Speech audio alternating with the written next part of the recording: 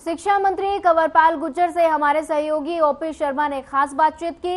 इस दौरान कंवरपाल गुर्जर ने कहा कि सरकार के पास पीपी के माध्यम से पूरा डेटा मौजूद है, जिसके जरिए सरकार कोशिश कर रही है कि प्रवासियों के बच्चों को शिक्षा मिल सके। और क्या कुछ कहा, आपको सुनाते हैं। शिक्षा मंत्री कंवरपाल गुर्जर हमारे साथ हैं, उनसे बात करते हैं। कल हरियाणा में सर शिक्षा विभाग की एक बैठक हुई है, जिसमें ड्रॉप आउट रोकने को लेकर एक जो है वो बड़ा ऐलान किया गया। परिवार पहचान पत्र के तहत उम्र दराज जो मतलब बच्चे हैं कम उम्र के, उनको ट्रैक किया जाएगा। सर किस तरह की जो है योजना रहेगी? और वर्तमान की ड्रॉप आउट की बात करें तो क्या ड्रॉप आउट? देखिए, उसमें हम पहले भी प्रयासरत हैं और इस प्रकार के जो शिक्षा सहायक हमने पहले भी रख रखे हैं जो उसमें काम कर रहे हैं। लेकिन जो नई टेक्नोलॉजी है और माननीय मुख्यमंत्री ने जो परिवार पहचान पत्र बनाया, उससे हमारे पास एक एक बच्चे का हिसाब है। किस बच्चे की उम्र 1 साल है, 2 साल है, 3 साल है, 4 साल, 5 साल, जितनी भी उसमें सबका पता है इसका। तो उसके बाद हम निश्चित तौर से ये सर्च कर सकते हैं कि भाई कितने बच्चे प्राइवेट में हैं, कितने गवर्नमेंट में, और कितने ऐसे हैं जो कहीं भी नहीं हैं। तो हम उनको खोजेंगे और एक भी बच्चा ऐसा नहीं होना चाहिए जो कहीं ना कहीं स्कूल में ना जाता हो, या प्राइवेट में या सरकारी में कहीं ना कहीं उसका एडमिशन होना चाहिए, ताकि कोई भी बच्चा ऐसा ना हो कि जो शिक्षा से वंचित हो। इसके लिए माननीय मुख्यमंत्री जी ने बैठक ली थी, निश्चित तौर से इसमें सफल रहे। सर स्कूलों के भवन बिल्डिंग्स जो खस्ता हाल में थी, या नव निर्माण के कुछ स्कूलों का जो चयन हुआ था, अब तक क्या ये काम पूरा हो चुका है? स्कूलों की बिल्डिंग्स का जो रिपेयर वगैरह? ऐसा कभी नहीं हो सकता कि सारा का सारा काम पूरा हो जाए। मतलब इतने बड़े स्कूल हैं, 15,000 स्कूल हैं, तो 15,000 स्कूलों में कुछ ख़राब भी होते रहेंगे, कुछ नए भी बनते रहेंगे। लेकिन बड़े लेवल पे हमने काम किया, सैकड़ों करोड़ रुपए हमने रिलीज किए और उस पर सब के सब पर काम लग रहा है और बहुत अच्छे स्कूल बन के तैयार हो गए। वैसे भी हरियाणा में स्कूलों की बिल्डिंग अच्छी है, ऐसी बात नहीं है, लेकिन फिर भी कुछ बिल्डिंग पुरानी हो भी जाती है, थोड़ी ख़राब भी होती है। लेकिन अगर टारगेट करके ढूंढोगे तो निश्चित तौर से ख़राब वाली मिल जाएगी। लेकिन अगर वैसे आम देखोगे तो आपको लगेगा कि 80% से ज़्यादा स्कूलों की बिल्डिंग अच्छी है। सर कल पंचकुला में जो है वो एक बैठक जो है बुलाई गई है, और उस बैठक में जो है संगठन की बैठक है, तमाम नेता, मुख्यमंत्री और मंत्री और सारे सांसद जो हिस्सा लेंगे, और सरकार की योजनाओं को जो है वो घर घर तक पहुंचाने का जो है वो अभियान शुरू होगा। क्या एक तरह से लोकसभा के लिए पार्टी तैयार होगी? नहीं, वैसे पार्टी तो पहले से ही तैयार है। देखिए, हम सारे सारे लोगों के बीच में रहते हैं। भारतीय जनता पार्टी कोई ऐसी नहीं है कि चुनाव के दौरान आती है, लोगों के बीच में और लोगों की भलाई के लिए काम कर रहे हैं। ये स्वाभाविक ही है कि देखिए, अभी हमारे नए अध्यक्ष जो है नवनियुक्त हुए हैं, तो उनकी अध्यक्षता में एक बैठक रखी जाए और वहाँ पर बातचीत हो।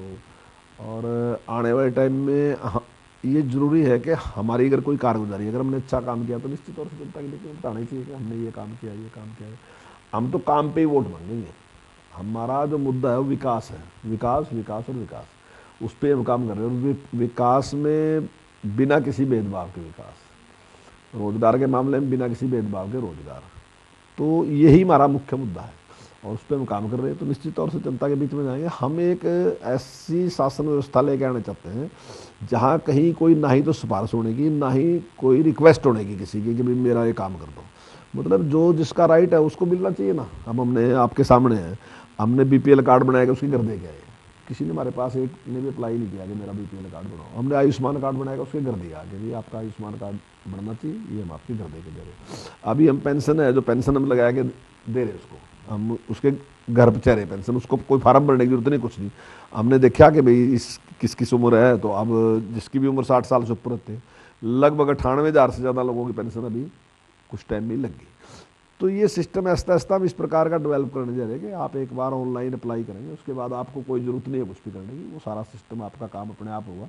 लेकिन ये है कि अभी शुरुआत है, धीरे धीरे ये मजबूत होगा और तब फिर लोगों को दफ्तरों के चक्कर लगाने पड़ेंगे। तो ये सारी जानकारी देना कि हम ये कर रहे, तो उसकी भी जानकारी देना और उसको करने का क्या तरीका है उसकी जानकारी भी देना, तो लोगों के बीच में जाएंगे, बताएंगे। सर जो प्राइवेट सेक्टर में 75% हरियाणा के युवाओं को रोजगार देने का जो कानून सरकार ने जो पास किया था, वो खारिज हो गया है, उसको लेकर क्या कहेंगे? विपक्ष कहीं ना कहीं सरकार के ऊपर हमलावर है, कहना है कि कोर्ट में जो सही तरीके से उसकी जो है पैरवी नहीं की गई। नहीं, अभी विपक्ष ये कहेगा भाई हमने कानून गलत बनाया था क्या, ये कह रहा है क्या? हमने कानून तो अपने लोगों के पक्ष में बनाया कि भाई इंडस्ट्री यहाँ है तो हमारे लोगों को रोजगार मिलना चाहिए। अब कोर्ट का क्या उसमें वो है, तो कोर्ट ने उस प्रकार का फैसला किया। अब हमारे पास विकल्प है कि हम सुप्रीम कोर्ट में अपील करेंगे।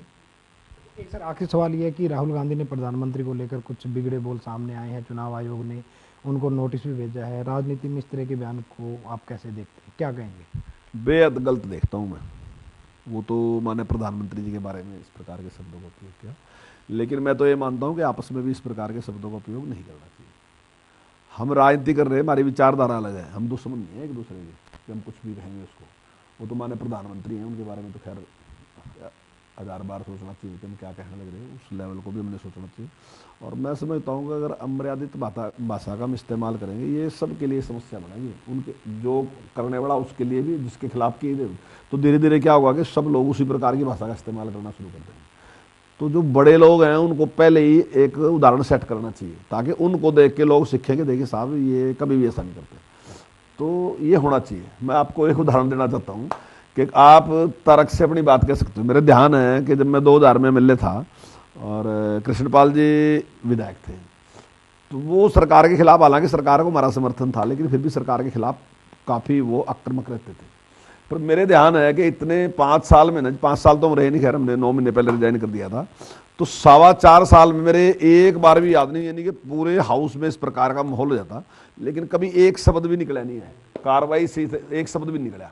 मतलब तो भाषा का संयम, मेरा कहने का, हालांकि उससे अलग है विषय, मेरा कहना है कि भाषा का संयम होना चाहिए। बात अपनी मजबूती के साथ कहो, अगर आपके पास कोई बात है पूरी मजबूती के साथ, मर्यादित शब्दों में उस बात को अपनी कहो, अगर आपके पास कुछ है।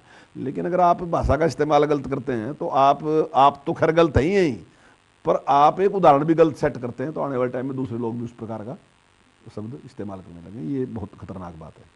तो ये थे हमारे साथ हरियाणा के शिक्षा मंत्री कंवर पाल गुर्जर, जिनका कहना था कि सरकार प्रदेश से ड्रॉप आउट को खत्म करने को लेकर अब बच्चों को जो है ट्रैक करेगी। साथ ही प्रधानमंत्री को लेकर राहुल गांधी के बयान को भी उन्होंने सियासत में सही नहीं बताया। चंडीगढ़ से हर खबर के लिए ओपी शर्मा।